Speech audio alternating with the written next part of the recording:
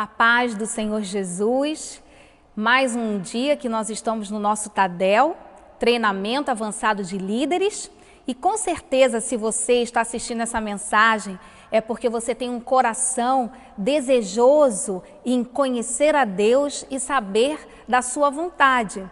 E pensando em conhecer e saber da vontade de Deus, eu quero começar com uma pergunta. Você sabe qual é a vontade de Deus para a vida do cristão?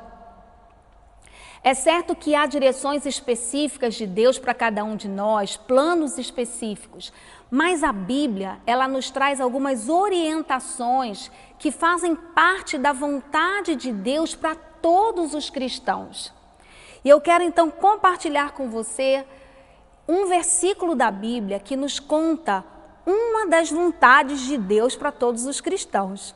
Essa passagem bíblica, ela está na primeira carta aos Tessalonicenses, capítulo 5, versículo 18.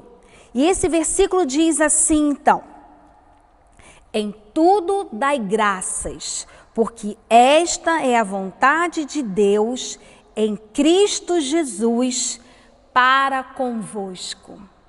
Com certeza você já deve ter ouvido esse versículo alguma vez, mas por vezes, quando ouvimos em tudo dai graças, parece que os nossos olhos se abrem assim e a gente pergunta, como assim?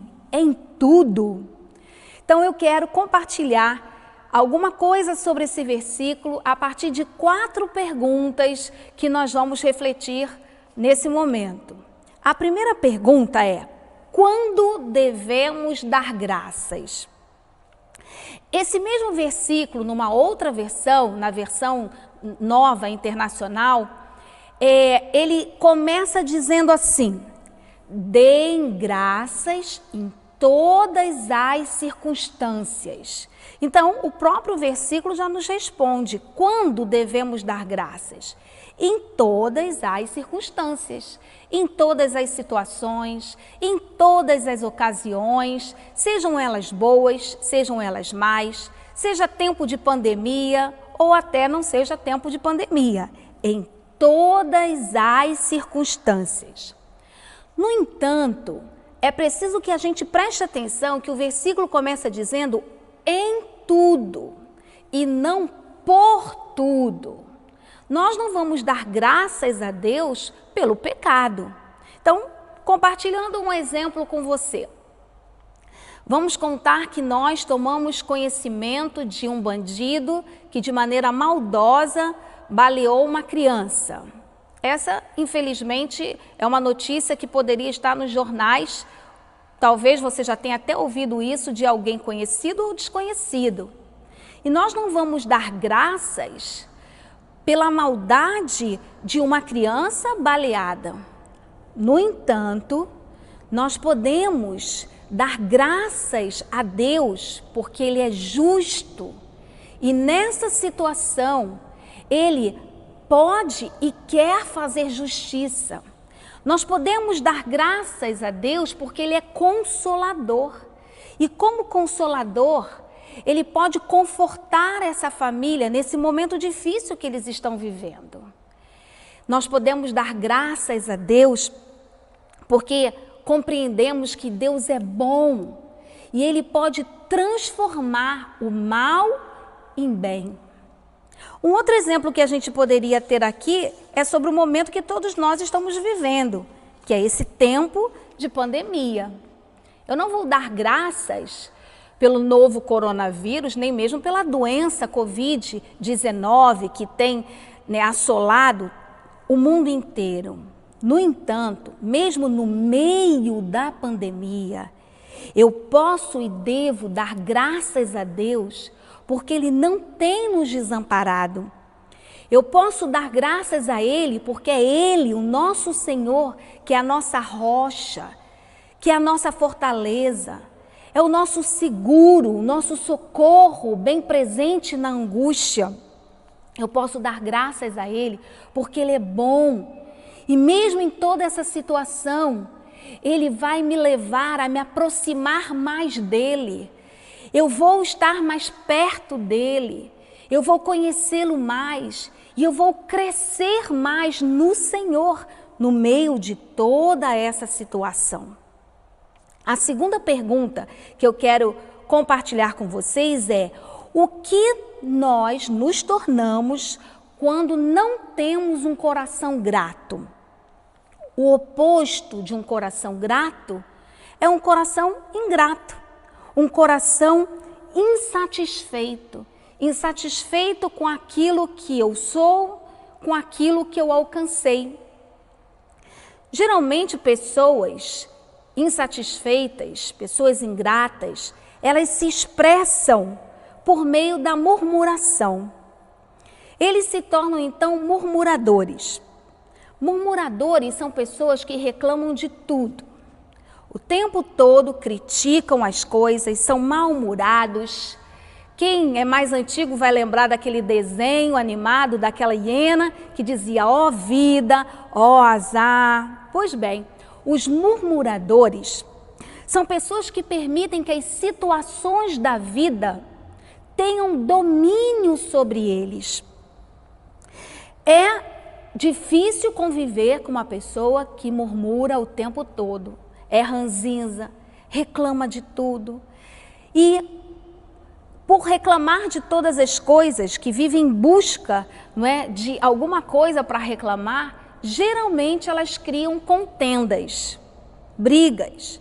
A própria Bíblia, em Filipenses, capítulo 2, versículo 14, diz assim: fazei todas as coisas sem murmurações nem contendas. Por que logo a seguir vem contendas? Porque geralmente as pessoas que murmuram muito, reclamam demais, criticam o tempo todo, geralmente acabam brigando e criando alguma contenda com as pessoas com quem ela convive. Mas eu quero dizer para você nessa noite que com essa ideia, né, de dar graças, eu não estou dizendo que nós devemos nos conformar com todas as situações que nós vivemos, não é isso. Nós não temos que aceitar todas as situações e simplesmente nos conformar. No entanto, mesmo diante de situações, né, que nós possamos passar, é importante ter em mente que nós precisamos pensar em soluções, ao invés de focar apenas no problema e reclamar. Nós precisamos ter maturidade para conversar sobre essas questões que nos incomodam com as pessoas que estão relacionadas àquela situação. Nós precisamos, acima de tudo, confiar em Deus, ao invés de apenas enxergar o problema ou a situação difícil que possamos estar passando. E entender, acima de tudo, que dar graças a Deus nos fará pessoas certamente mais felizes. Eu quero então compartilhar uma história com você. Nessa história, eram dois homens que conseguiram sobreviver a um naufrágio, estavam em alto mar, mas por conta de conseguirem se segurar em alguns destroços, conseguiram sobreviver a despeito de tudo que havia acontecido e de todos os outros que haviam morrido. Um deles então deu graças a Deus porque conseguiu encontrar aqueles destroços e não morreu afogado ali naquele grande mar. O outro, ao contrário, começou a reclamar e a dizer que não merecia passar por aquilo e que quem era o culpado de tudo aquilo que estava acontecendo.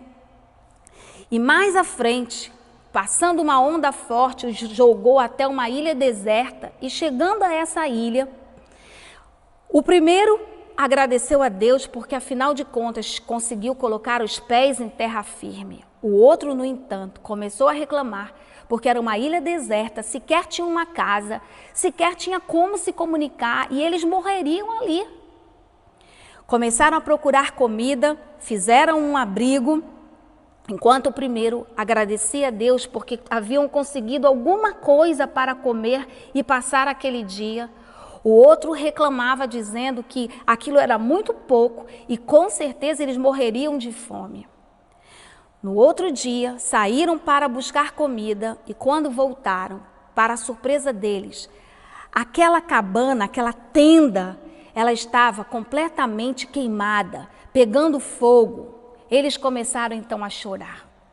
O primeiro homem, mesmo triste e chorando, ele disse: Senhor, obrigada pelo tempo que eu pude ficar nesse abrigo, nessa tenda, mas eu, mesmo vendo tudo isso, continuo confiando no Senhor.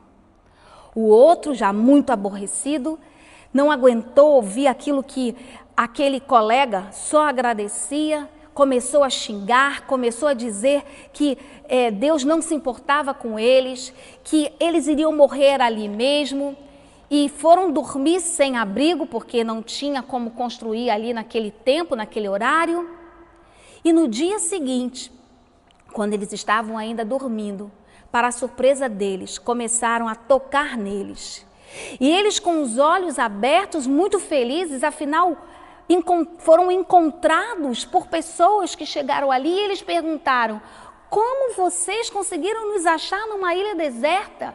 E eles então responderam: nós vimos o sinal que vocês nos deram, a fumaça que vocês fizeram foi o que nos trouxe aqui. E dentro então dessa história, nós podemos concluir que aquele homem que confiou em Deus e quando viu aquela cabana toda pegando fogo, ele não desanimou porque ele confiava no Senhor.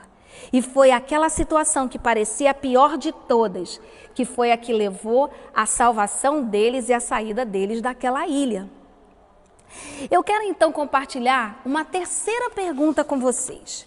Por que nós temos então dificuldade em dar graças a Deus em tudo? Primeiro, porque em certo sentido nós temos um coração incrédulo ainda. Um coração desconfiado do amor de Deus e do cuidado que Ele tem por nós. Porque ainda não confiamos totalmente nele para dirigir a nossa vida. E ainda porque nossos olhos estão mais voltados para a nossa vida na terra do que para os nossos propósitos em Deus e para os propósitos e planos que Deus tem para nós. Pensando assim, eu quero compartilhar a quarta e última pergunta com você. O que é preciso para ter um coração capaz de dar graças a Deus em tudo? Primeiro, crer que Deus existe. Em Hebreus capítulo 11, no versículo 6 diz: porque é necessário que aquele que se aproxima de Deus creia que Ele existe e é galardoador daqueles que o buscam. Primeiro, eu preciso crer que Deus existe. Segundo, eu preciso crer que Ele é bom e que Ele deseja o meu bem. Porque se eu não crer que Deus é bom e que deseja o meu bem, qualquer coisa ruim que acontecer na minha vida, eu posso logo pensar: ah, isso aconteceu comigo porque Deus é que fez essa maldade comigo. Ele está me castigando, Ele não gosta de mim, Ele não me aceita. Então eu preciso crer que Ele é bom e deseja o meu bem. Lá em Jeremias, no capítulo 2, aliás, no capítulo 29, no versículo 11, diz assim: eu é que sei os pensamentos que tenho a vosso respeito, diz o Senhor, pensamentos de paz e não de mal, para vos dar o fim que desejais. Para ter então um coração capaz de dar graças a Deus por tudo, é preciso, em terceiro lugar, crer que Deus me ama, que Ele cuida de mim, que eu posso confiar nele em toda e qualquer situação. E a maior prova de que Deus me ama e que eu posso confiar nele é que Jesus, o Filho de Deus, foi enviado na terra para morrer na cruz do Calvário por nós. Deus enviou o seu próprio Filho. E Jesus, o Filho, Ele concordou com essa ideia. Ele se entregou a nosso favor. Ele sofreu, ele padeceu, ele foi humilhado. Ele fez tudo isso para nos religar a Deus, para que nós pudéssemos voltar a ter comunhão com Ele, comunhão com Deus, comunhão com o Pai. Se Deus, se o Pai, se o Filho, se o Espírito Santo fizeram todas essas coisas por nós, será que agora eles então desistiriam dos projetos e planos que Ele tem para nós? Será que de repente eles pararam de nos amar e de se interessar pela nossa vida? É claro que não. Lá em Isaías, capítulo 49, no versículo 15, diz assim: haverá mãe que possa esquecer seu bebê que ainda mama e não ter compaixão do filho que gerou? Contudo, ainda que ela se esquecesse, eu jamais me esquecerei de ti. Deus não vai se esquecer de nós, não vai se esquecer de você. É preciso também crer que Ele sabe o que é melhor para mim. A Bíblia diz que a vontade de Deus é boa, perfeita e agradável. Não é só boa, perfeita e agradável para Deus, é para você, é para mim. Ele tem bons planos para nós. Para se ter então um coração capaz de dar graças a Deus em tudo, é preciso também, por último, crer que todas as coisas cooperam para o meu bem. Mesmo quando as circunstâncias não cabem na minha lógica, a Bíblia me diz: todas as coisas cooperam para o bem daqueles que amam a Deus. Essas circunstâncias que eu não consigo entender, elas vão me levar para mais próximo de Jesus. Me farão mais parecida com o Senhor. Vão me fortalecer para os planos futuros que Ele tem para a minha vida. Eu quero então finalizar com uma outra história. E essa última história, ela conta que um rei, ele foi para uma caçada com o seu escudeiro fiel e mais alguns soldados. E durante aquela caçada, uma fera se aproximou deles e sem que eles conseguissem matá-la, essa fera avançou em cima do rei, pegou na sua mão e eles então mataram aquela fera, mas infelizmente a mão do rei ficou ferida. Levaram o rei correndo para o palácio, lá ele recebeu cuidados, mas apesar de ter recebido cuidados, um dedo da sua mão foi arrancado e não havia mais o que fazer. O rei ficou furioso, aborrecido, muito chateado, começou a reclamar de tudo, afinal havia perdido um dedo. O escudeiro fiel dele disse para ele: meu senhor, vamos agradecer a Deus, afinal o senhor está vivo. O senhor tem os outros 9 dedos na mão e todo o seu corpo. O senhor não vai ser impedido de fazer nada. Vamos agradecer a Deus. Mas aquele rei furioso, quanto mais o escudeiro mostrava que Deus tinha sido bom com ele, mais ele se aborrecia. Se aborreceu tanto que determinou que os guardas mandassem prender aquele escudeiro fiel e disse para ele: agora você vai ser preso e eu quero ver você lá passando o resto da sua vida continuando a dar graças a Deus. Ele então ficou naquela prisão, triste, desanimado, e os dias foram passando.